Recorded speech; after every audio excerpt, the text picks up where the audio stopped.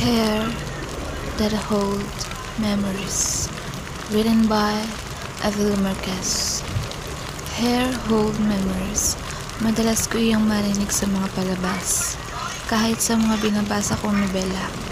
Noong una ay hindi ako naniniwala. Paanong hair hold memories nasa utak ng tao ang mga alaala, wala sa buhok. Magkakaroon ka ba ng amnesia kung gugupitin mo ang buhok mo? Hindi. Tinatamad ka lang pumunta sa salon o barbershop, o baka naman nangihinayang ka lang na gumastos. Iyan ang walang kwenta kong opinion noon, ngunit naputol lamang iyon nang makilala ko si Merlin. Kung ako ang tatanungin, walang espesyal sa kanya. Kung hindi ko nga siya nakatabi sa bagong seating arrangement para sa new semester ay hindi ko tuloy ang mapapansin ang kanyang presensya. Tahimik si Merlin, sobrang tahimik, at pakiramdam ko ay mamatay ako kapag gumawa ako ng ingay habang katabi siya. At wala naman talaga akong kinatatakutan, kaya gumawa ako ng ingay. Anong pangalan mo? Tanong ko sa kanya. Ngumiti ako at pinilig ang ulo paharap sa kanya. Ako nga pala si Jasmine. Pakilala ko at tinagutan kami sa harapan niya. Tahimik si Merlin, subalit maingay ang aming mga kamag-aral, lalo na nang mapansin nila ang ginawa ko. Para bang mayroon silang CCTV na nakatutok lang kay Merlin, at kapag may biglang nabago sa footage ay sisilipin nila. Pinagmasdan ko si Merlin at bumutong hininga. Siguro ay pareho lamang kami ng tangkad. Mas palaman ako sa kanya, paning-kanilan siya. Mapusyaw ang kanyang balat at higit sa lahat, mahaba ang kanyang buhok. Palagi pa itong nakaladlad hanggang puweta na yata ang haba nito. Kung hindi na siguro berde ang kulay ng aming uniforme ay mapagkakamalan na siyang babaeng puti. Pwede ring babaeng berde. Napasinghap ako nang bigla siyang lumingon sa direksyon ko. Kahit na nakaharang ang kanyang buhok sa mukha ay nakikita ko pa rin ang ningning ng kanyang mga mata. Nanlilisik ito. Hindi mo ba narinig ang pangalan ko? Bingi ka ba? Sarcastic ang tanong niya, at muling binaling ang paningin sa sobrang interesanteng bagay sa kanyang armrest. Notebook na may doodle. Pilit ang ngiting umayos ako ng upo at binaling ang atensyon sa may blackboard.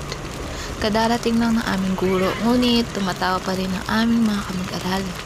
Grabe, live reaction yan. Hindi naman halatang ayaw nila kay Merlin, at iyon ang hindi ko alam. Pasensya na, transfer kasi ako. Malay ko ba kung anong ginawa niyo kay Merlin, o baka naman may ginawa si Merlin sa kanila. Siguro mga bully lang sila. Minsan pumasok sa isip ko, katulad ko rin ba sila? Marahil ay ganoon nga, dahil simula nang maging seatmate ko si Merlin ay hindi ko na siya tinantanan. Hindi ka ba napapagod? Ilang beses nang tinanong sa akin yan. Masama na bang kausapin ka? I want to be your first friend. Magiliw kong sagot sa kanya nang sabayan ko siyang maglakad sa pasilyo pababa ng hagdanan. Pinagtitinginan kami ng ibang estudyante. Subalit, hindi ito alintana ni Merlin. Mukhang nasanay na siya. Pinagmasdan ko siya. Napangiti ako. Bagay sa kanya ang role na Rapunzel. Hanggang puwetan na nga ang buhok niya. Sa tingin pa lang ay tiyak ko nang mahirap itong suklayin. Kahit nga yata ipitan ito ay mahirap, mukhang mabigat din dahil makapal ito. Bakit ayaw magpagupit? Natigilan siya at dahan-dahan ako nilingon. Tuluyan siyang humadap sa akin at hinawi ang kanyang buhok na araw-araw humaharang sa kanyang mukha. Bumilis ang tibok ng puso ko. Sana lang ay hindi pa ako nahulog sa kanya. Kawawa naman siya kung ganun. Ito ang unang beses na nagtagpo ang aming mga mata. Kulay putik ang kanyang mga mata, matalim kung tumingin, pero hindi naman ako natutusok. Mas umiiral sa akin ang kuryosidad tungkol sa kanyang pagkatao. Hindi ko kailangan ng kaibigan. At ano bang pakialam mo kung gusto kong ganito ang buko? Ikaw ba ang nagdadala? Inasahan ko na ang kanyang magiging tugon. Gumisi ako at humakbang palapit sa kanya. 3 pulgada ang layo sa isa't isa. Pero ako ay kailangan ko, maniing sambit ko. Nais tumalon ng puso ko nang makita ang ilang ulit niyang paglunok. Kumikidlat ba? Parang tinamaan ako. Tumawa lang naman siya. Then, we're friends at your own risk. Deklara niya at inabot ang kamay na agad ko sinunggaban. Hoy, balak mo bang baliin ang braso ko? Pigil ang tawang tanong ni Merlin at silbong ang kilay na inagaw ang kamay at hinimas-himas iyon. You're an aggressive friend. Scary. Pareho kaming tumawa at tulad ng dati, tumawa din ang mga mata ng mga nakakita. Ngunit anong pakialam namin? Kami ay masaya. Yun ang mahalaga, hindi ba? Kung maaari ko lamang sagutin ang mga iyon, masaya nga ba kami talaga? Umiling si Merlin at pinagkrus ang mga braso sa dibdib. Ayoko nga, ang kulit mo naman, Min. Nakamusong sagot niya. Pinakatitigan ko siya at pilit na ngumiti. Bakit pa gusto mong pumunta sa amin? Wala ka namang makikita doon na hindi mo makikita sa bahay niyo. Pareho lang, magsasayang ka lang ng pamasahe. Paliwanag niya habang hawak ang tray ng kanyang pagkain para sa lunch. Sinundan ko lamang siyang pumili ng pwesto para sa amin. Hindi na nga yata kailangan pumili pa. Masyadong considerate ang mga estudyante sa aming paaralan. Tinuturo ng mga mata nila ang bakanting mesa na para bang iyon ang pinili nila para lamang sa amin. At tanging kami lamang ang maaaring umupo roon. Sa bakanting mesa, sa pinakalikuran ng kantin, iyong hindi na halos tinatamaan ng hangin mula sa electric fan. Maging liwanag mula sa mga ilaw. Ayos lang. We've been friends for a year now. Nakarating ka na sa bahay namin. It's my time to go in your You forced me. Pagputol niya sa sasabihin ko. Magulo ang bahay namin. Maingay ang mga kapatid ko. Lasinggero ang tatay ko. Sugalera ang nanay ko. Anong exciting ang daratnan mo sa bahay namin? Napaawang ang bibig ko. You? Patanong ko sagot at ngumiti. Natigilan siya at agad na yumuko. Hindi siya nagsasalita. Sinimulan niya kumain. Hindi mo na ako alukin. Ang gulo talaga niya, hindi ba? Hey, Merlin. Pagtawag ko sa kanya at sinipa ang paa niya mula sa mesa upang inis na mag-angat siya ng tingin. Anong problema mo? Ngumiti ako. Your hair is beautiful. I love it. Don't ever cut it. Oh, kaya niya palang magpakita ng ganoong ekspresyon. Namumula ang pisngi niya. Maanghang ba ang ulo niya? Hindi naman, hindi ba? Sure. Nakaingiting sagot niya at muna pinagpatuloy ang pagkain. Oh, naintindihan ko na. Gusto ko siya, hindi lang ang kanyang mahabang buhok. Nakuha niya ang atensyon ko dahil sa kanyang malaway lady na buhok. Ngunit, nakuha niya ang puso ko dahil siya si Merlin. I love you. Puso ko dahilan upang ilang ulit siya umupo at nanalaki ang mga matang tinignan ako. Mahal ko si Merlin, sabit ko. Do you think we could make it even if the world will defy us? We're in a couple supposed to be just two persons. Why are you considering the world? It's just us. Are you planning polygamy with 8 billion people? Napangiti ako. Unti-unting bumuka ang bibig ko at tuloy ang pinakulan ang pinipigil na tawa. Malakhak ako. Tumawa siya.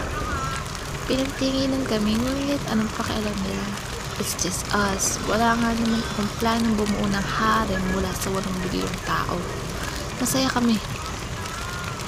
Dapat ay masaya kami, ngunit may nagbago. Hindi ko alam kung ako ba o si Merlin o ang mundo. Hindi malinaw ang nangyari. Hindi ko alam kung bakit biglang nagalit si Merlin. Ngayon niya na ako sinigawan. Ngayon ko lang din siya nakitang umiyak. Kahit na matulog kami sa isang kama, hindi mo lamang siya umiyak. Anong problema, Merlin? Parang wala siyang naririnig. Hinagis niya ang bawat makikita niyang bagay sa aming bahay. Apartment naman pala. Nasa kolehiyo pa lang kami. Wala pa kaming pera para bumili ng sarili namin bahay.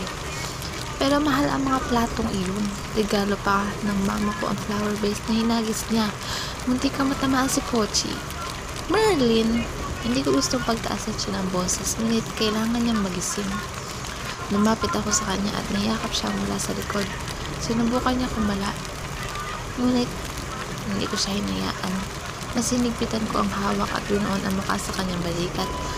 Kung hindi masasabihin ay hindi ko mauunawaan, Merlin. May nagawa ba ako? Nagsaseros ka ba kay Steph? Bakla yun. Hindi kami talo. O baka naman may dalaw ka nga. You lied to me. Kusang kumawala ang mga kamay ko sa palayo sa kanya.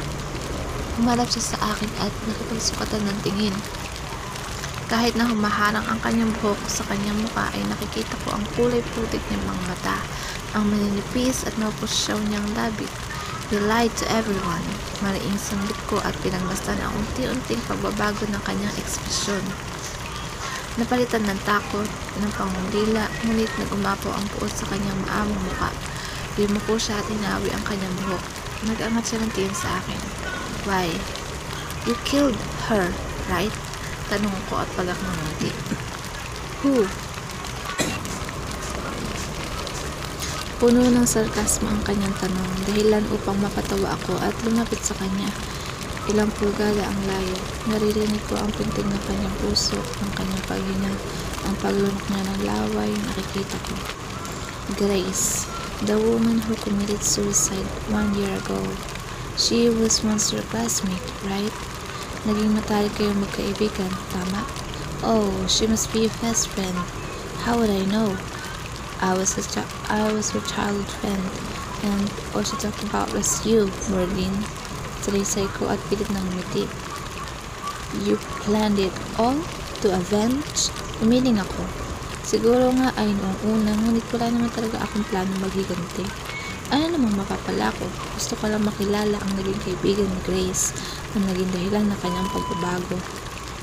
Parang sinamplakan noon si Grace. Palaging bukang bibig niya ay ang kanyang kaibigan si Merlin, yung may mahabang buhok, parang araw white lady. Dala na rin ng curiosidad sa biglang pagbabago ni Grace at ang kanyang pagpatiwakal. Hinanap ko si Merlin. Alam ko sa kanya kung malalaman ang nangyari kay Grace, kung ano ang nangyari, bakit nangyari at paano nangyari. At hindi ko inasahan ang lahat ng mga iyon, lalo pa nang makita ko na lamang ang sarili ko sa sitwasyon ni Grace. Truly, love is the most dangerous curse. Bakit ayaw mong magpagupit ng buhok? Tanong ko. Ngumiti siya. Grace told me to never cut it. They'll be our memories. Why? Huh? Anong ginawa niya para ikulong mo siya sa iyong alaala? Huh? Why did you strangle her using your hair?